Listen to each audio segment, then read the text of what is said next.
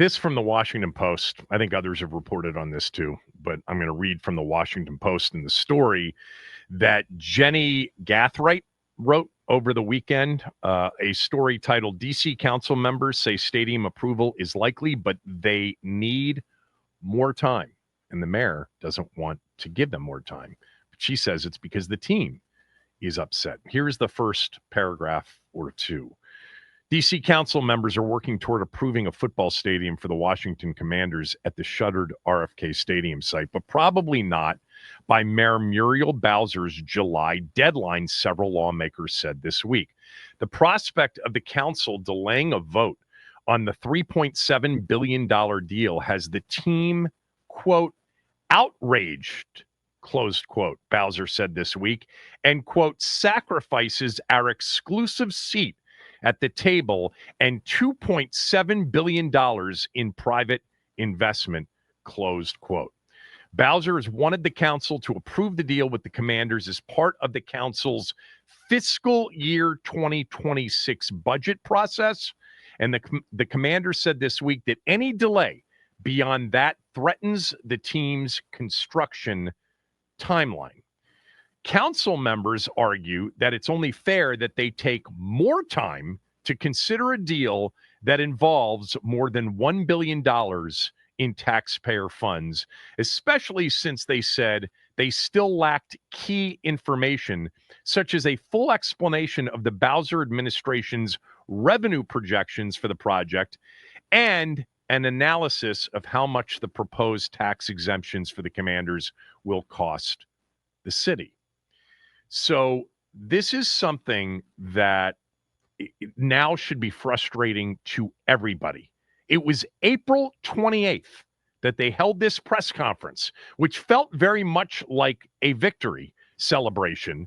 But we had Phil Mendelson on shortly after that, and he said it's far from that. In fact, it's very premature, and they needed a lot more information before they could vote on it. And since that, few day period in late April, early May, we've seen some stories. It's now June 16th. We are about a week and a half away from the 2-month mark from this announcement. Hey, people, get to work. Hammer this thing out. Close the doors until the mayor gives you all the information and you digest all the information and can vote on it. There's a quote in here from one of the at-large council members. Let me find it. Essentially saying that the team's not going to do anything. They're fine. They're fine if this gets delayed. We've talked to the team. They're okay. Well, the mayor describes the team as being outraged, and that this delay, if they don't vote on the RFK part of the 2026 budget, because there's talk about voting for the budget itself within the time frame, but then separating out the RFK piece to be determined over a couple of months. This is what Christina Henderson said. She is an independent at large on the council. The mayor thinks that her deal's perfect, and that's great for her. I feel like there are areas where we can certainly improve. Well, do it. God, sometimes people in these positions, God, if this were, so many of you know this, right? You got a big client. They're hanging on a proposal. They've asked you to go back and rework the proposal a little bit, but they're on a timeline. They got to pick somebody to handle it for them. And you're in there sun up to sundown, weekends, weekdays, doesn't matter until you figure it out. Not every walk of life appears to operate under that premise, under those rules. Like, hey, we're here to get it done and get it done quickly. Vacations be damned. Floating holidays be damned. 2-hour lunch breaks be damned. And I'll tell you what, guys like Josh Harris and Mark Ein and Mitch Rales, they're probably back there going, you've got to be kidding me. We're coming up on 2 months and they don't have what they need to make a decision and vote? We would have had this thing done in a weekend. Yeah, it's frustrating. I can only imagine. And look, I'm not suggesting it's all on the council. They say that they don't have all the information they need. Well, get them the information, lock yourselves in a room for a weekend, and get it done. You know, the team at this point, look, we all know they want DC.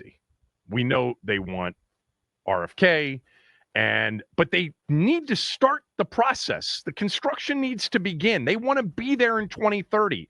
They want to have a chance to have the 2031 FIFA Women's World Cup be played in their new stadium. You can't commit to that unless you know you are going to have the stadium done. This is, I don't know. I hate to, put it in these terms, but sometimes government is just slow and just not anywhere near sort of the same level of urgency that many of you would be forced to work under in this situation. It's been since April 28th. Figure it out, people. How do you get to the point where either the council doesn't have all the information they've asked for, or the council hasn't gotten around to digesting it enough and understanding it enough to vote on it? You know, if they don't make this a part of the vote and they try to push it off and just think, oh, guys, they want DC. They want RFK. On some level, even though I want RFK and we all want RFK, I mean, at that point, Josh Harris and company should immediately head back to Maryland and start negotiations with Maryland. Put the pressure on DC. I don't know if they'd even understand it or feel it, but you got July 15th is a deadline. Voting on the deal by July 15th is something that Bowser negotiated with the team. That was part of the term sheet between the two parties. July 15th is the deadline for a council vote.